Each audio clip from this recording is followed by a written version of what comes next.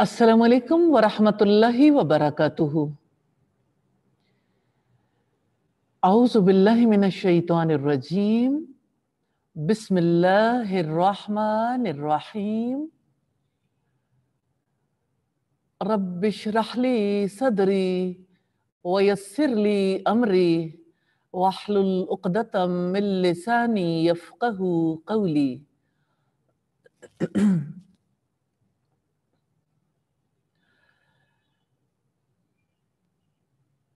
बरकतों वाला महीना किस कदर करीब है।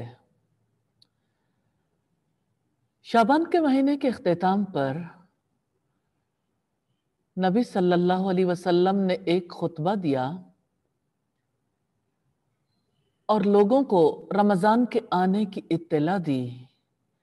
या युहन्नास कद अज़ल्लकुम शहरुन अज़ीमुन शहरुन मुबारकुन। ए लोगो, तुम पर एक बरकत वाले महीने ने, अजमत वाले महीने ने साया किया है।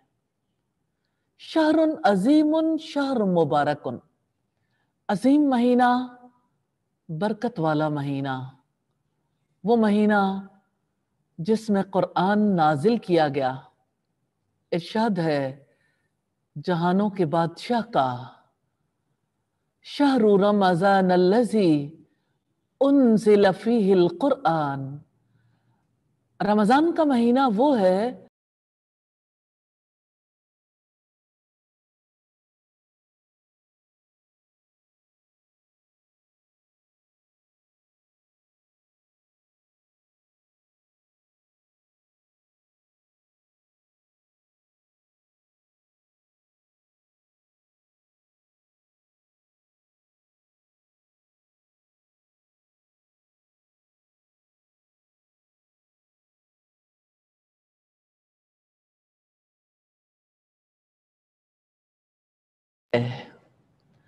बहुत सी पाबंदियों के साथ अल्लाह ताला की तरफ से ऐसे हालात हैं जिसमें कसरत से इस्तिग़फ़ार करने की ज़रूरत है, अपनी आफ़ियत मांगने की ज़रूरत है और सारी ज़मीन के रहने वालों की आफ़ियत तलब करने की ज़रूरत है। मैं रमज़ान के हवाले से कुछ बेसिक चीज़ें आपके सामने रखना चाहती हूँ आजकल के हालात के हवाले से। आज पूरा ग्लोब एक अजीब हालत में है। ज़मीनी ज़िंदगी किस कदर बदल गई। लॉकडाउन की वजह से सरगर्मियां घरों तक महदूद हो गईं। खौफ है, एक वायरस का खौफ है जिसने लाइफस्टाइल बदल के रख दिया है। हम सेल्फ आइसोलेशन में हैं, लेकिन मजबूरन हम ऐसे रहना नहीं चाहते। फिर हमारी आइसोलेशन भी ऐसी है जिसमें हमारे घर वाले हमारे साथ हैं, तो यूं फैमिली टाइम है। और बाकी दुनिया से अगरचे हम बाहर ज्यादा जा नहीं सकते, लेकिन ऑनलाइन कांटेक्ट तो लम्हा बलम्हा कायम है। जरा तारीख के औराक पलट कर पीछे मुड़ के देखते हैं, दुनिया के सबसे अजीम इंसान को उनका हंसता बसता घर था, जिंदगी से लुत्फ अंदोज होने के मौके मौजूद थे, लेकिन उन्होंने खुद को आइसोलेट कर लिया था। हमारी तरह अपने घर में नहीं, घर वालों के साथ भी नहीं, हमारी तरह इंटरनेट और डिवाइसेस के साथ भी नहीं। ऑल अलोन, एक वीरान गार में, तवील दिन और तवील रातें। हमारे प्यारे रसूल मोहम्मद सल्लल्लाहु अलैहि वसल्लम कितने कीमती दिन गारे हिरा में गुजार रहे थे। कभी आपने सोचा کہ آپ صلی اللہ علیہ وسلم ان دنوں میں، ان راتوں میں کیا کرتے ہوں گے؟ آئسولیشن، تنہائی ہے. تنہائی آپ کو عزیز ہو گئی تھی، اس لیے کہ ایک بڑی تبدیلی آنے والی تھی جس کے بارے میں خود آپ صلی اللہ علیہ وسلم بھی نہیں جانتے تھے. ایک بڑی تبدیلی سے پہلے اللہ کے رسول صلی اللہ علیہ وسلم آئسولیٹڈ ہیں، سب سے کٹ کر غور و فکر میں مصروف ہیں. کیا آپ نے سوچا کبھی کہ سیلف آئسولیشن کے لیے اللہ کے رسول صلی اللہ علیہ وسلم کو کس نے مجبور کیا؟ انہیں کسی قسم کا خوف تو نہیں تھا، انہیں کسی حکومت نے بھی مجبور نہیں کیا تھا، لیکن طویل آئسولیشن کا دور تھا. ان کے پاس کوئی موبائل نہیں تھا، کسی دوست سے، کسی رشتہ دار سے رابطہ نہیں تھا. آخر اللہ کے رسول صلی اللہ علیہ وسلم وہاں کیوں گئے تھے؟ وہ وہاں کیا کرتے تھے؟ سیدہ عائشہ صدیقہ رضی اللہ تعالی عنہا سے روایت ہے کہ اللہ کے رسول صلی اللہ علیہ وسلم پر وحی کا ابتدائی دور اچھے سچے خوابوں سے شروع ہوا. آپ خواب میں جو کچھ دیکھتے تھے وہ صبح کی روشنی کی طرح صحیح اور سچا ثابت ہوتا. پھر اللہ تعالیٰ کی جانب سے آپ تنہائی پسند ہو گئے. وَكَانَ يَخْلُو بِغَارِ حِرَا، آپ صلی اللہ علیہ وسلم نے غار حرا میں خلوت نشینی اختیار فرمائی. آپ غار حرا میں کیا کرتے تھے؟ کئی دن، کئی راتیں مسلسل عبادت، ذکر الہی میں، غور و فکر میں مصروف رہتے تھے. آپ صلی اللہ علیہ وسلم کی عبادت کے لیے جو لفظ بخاری کی 3 نمبر روایت میں استعمال ہوا ہے وہ تحنس ہے، دور جاہلیت کی اصطلاح ہے. اس دور میں عبادت کا ایک خاص طریقہ کار دنیا سے الگ ہو کر تنہائی اختیار کر کے اللہ تعالیٰ کی یاد میں وقت بتایا جائے، بسر کیا جائے. وحی کی آمد سے پہلے آپ نے غور و فکر کرتے ہوئے یہ وقت ایسے ہی گزارا تھا. آپ کا گھر آنے کو جی نہ چاہتا، توشہ لے کے چلے جاتے.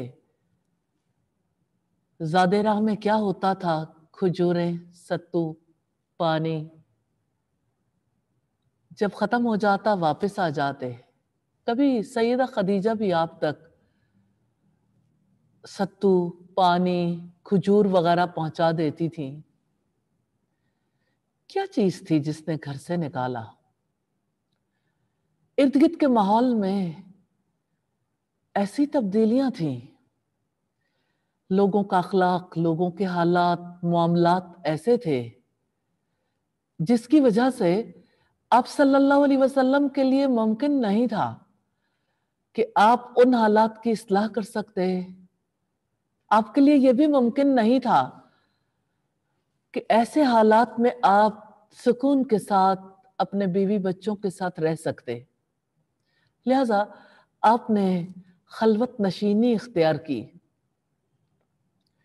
پھر آپ کے پاس غار حرا میں اللہ تعالیٰ کی طرف سے سیدنا جبریل علیہ السلام آئے. انہوں نے آپ کو پکڑ کر سینے سے لگایا، بھینچا اور کہا اقرا. پھر چھوڑ دیا، پھر سینے سے لگا کر بھینچا، پھر کہا اقرا. آپ نے جواب دیا ما انا بقارئ، کہ میں تو پڑھنے والا نہیں ہوں. 3 بار اسی طرح سے ہوا. پھر جب سیدنا جبریل علیہ السلام نے کہا اقرا بسم ربک الذی خلق، پڑھو اپنے رب کے نام سے جس نے پیدا کیا.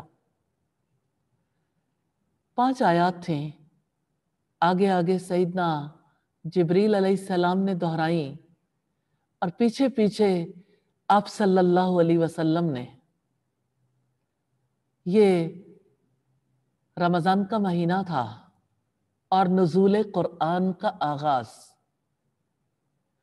آج ہم انہی یادوں کو دہرانے جا رہے ہیں۔ آج وہی مہینہ ہمارے قریب ہے اور ہم نے دیکھنا یہ ہے کہ ہم اس مہینے کا استقبال کیسے کریں۔ اللہ تعالیٰ کی طرف سے حالات ایسے پیدا ہو گئے جس میں ہم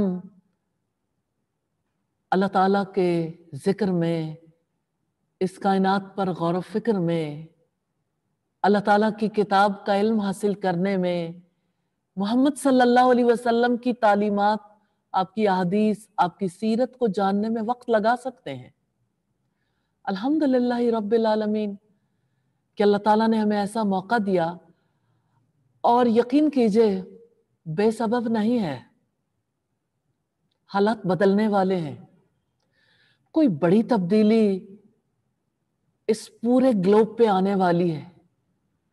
وہ تبدیلی کیا ہوگی، کب آئے گی، کیسے آئے گی، بہت سی پیشین گوئیاں موجود ہیں، لیکن ہم یہ جانتے ہیں اپنے اپنے وقت پر سب کچھ ہوتا چلا جائے گا، اور ہمیں یہ دیکھنا ہے کہ اس دوران ہم نے کیا کرنا ہے۔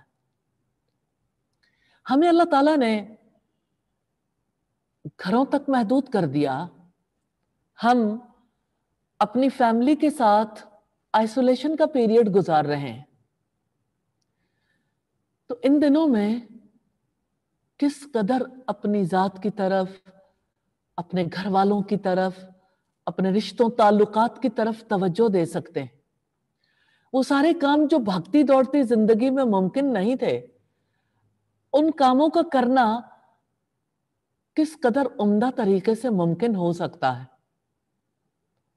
سب سے پہلی بات جو میں چاہتی ہوں کہ آپ اس موقع پر ضرور سامنے رکھیں، وہ یہ کہ ہم نے رمضان کو اسی طرح گزارنا ہے جیسے اللہ کے رسول صلی اللہ علیہ وسلم نے گزارا۔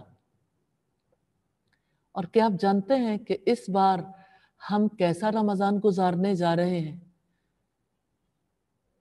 یہ رمضان بالکل اسی طرح کا ہے جیسے نزول قرآن والا رمضان تھا۔ جب وحی کے نزول کا آغاز ہوا، اس وقت آپ بھی غار حرا میں تھے، آئسولیشن میں۔ تو یہ آئسولیشن اپنے حق میں برا خیال نہ کریں، اس کو اپنے حق میں خیر خیال کریں اور اس سے فائدہ اٹھانے کی کوشش کریں۔ آپ ارادہ کریں گے، اللہ تعالیٰ سے دعا کریں گے، تو اللہ تعالیٰ کی طرف سے رحمت ہو جائے گی، انشاءاللہ تعالی آسانیاں ہو جائیں گی۔ اللہ تعالیٰ سے یہ دعا کر لیں، برکت والا رمضان نصیب فرمائے، اور ایسا رمضان جس میں ہم اللہ کے حبیب محمد صلی اللہ علیہ وسلم کی سنتوں پر عمل پیرا ہو سکیں۔ تو ہم ضرور دیکھیں گے کہ آپ صلی اللہ علیہ وسلم کے رمضان کے شب و روز کیسے تھے، آئسولیشن میں بھی اور بعد کے ادوار میں بھی۔ ہم یہ بھی دیکھیں گے کہ آپ صلی اللہ علیہ وسلم کہ رمضان کا جمعہ ہفتہ وار عبادت کیسی ہوتی تھی۔ ایسے میں جب ہم آئسولیشن میں ہیں، جبکہ مساجد میں جمعہ بھی ممکن نہیں، پھر کس چیز پر زیادہ توجہ کرنے کی ضرورت ہے؟ اور اب دیکھیے کہ اللہ کے رسول صلی اللہ علیہ وسلم نے فرمایا تھا رمضان کے عمرے کے بارے میں کہ جس نے رمضان میں عمرہ کیا اس نے گویا میرے ساتھ حج کیا۔ اتنا بڑا اجر و ثواب ہے رمضان کے عمرے کا۔ اس بار اللہ تعالیٰ کی تقدیر ہے، ہم رمضان کا عمرہ کرنے کے قابل نہیں ہیں۔ جن سعادت مند لوگوں نے اس بار کا رمضان حرم میں گزارنا تھا، اس بار وہاں بھی رمضان گزارنا ممکن نہیں ہوگا۔ اور ہاں، تراویح क़यामुल लैल, कुरान का सुनना और सुनाना, कुरान की मजालिस, बहुत कुछ वैसा नहीं होगा जैसा कि हमारी रूटीन बनी हुई थी। फिर हम आइसोलेशन का रमजान कैसे बिताएं? हम किस तरह से अपने वक्त को मुफीद बनाएं? पहली बात जो आप अपने कल्बो ज़हन में रखेंगे, आइसोलेशन। पहली बात जो ज़हन में रखेंगे वो रब का कुर्ब है, रब का कुर्ब तलाश करना है। तो रब के कुर्ब के रास्ते तो जेलों में भी मिल जाते हैं। कोई जमीन की तहों में रह रहा हो या आसमान की बुलंदियों पर हो, किसी के लिए ये मुश्किल नहीं है। और आप जानते हैं कि कुर्ब तो कुर्बानियों से मिलता है। तो इस बार रब के कुर्ब का रास्ता तन्हा जिक्र इलाही का, गौर व फिक्र का रास्ता है। इस बार तिलावत ज्यादा होगी, इस बार कुरान को ज्यादा अच्छे तरीके से समझेंगे इंशाअल्लाह। इस बार हदीस रसूल को पढ़ेंगे, इस बार सीरत रसूल को पढ़ेंगे इंशाअल्लाह ताला। तो हम अल्लाह के रसूल सल्लल्लाहु अलैहि वसल्लम की रूटीन के हवाले से देखते हैं।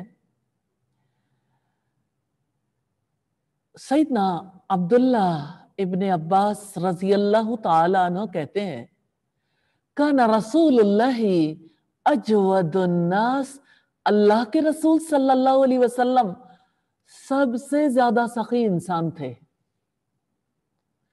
और आपकी सखावत रमजान में रीह मुरसला की तरह हो जाती थी, तुंदो तेज तूफानों की तरह। तूफान आते हैं ना, तो कोई चीज अपनी जगह पर सलामत नहीं रहती। दरख्तों का झूमना देखिए, और शायद जड़ों से उखड़ना भी। कितने खंबे गिर जाते हैं और किस कदर इर्द गिर्द के माहौल में भी तब्दीली आती है। तो रसूलुल्लाह सल्लल्लाहु अलैहि वसल्लम की सखावत की मिसाल है तुंदो तेज तूफानों की तरह।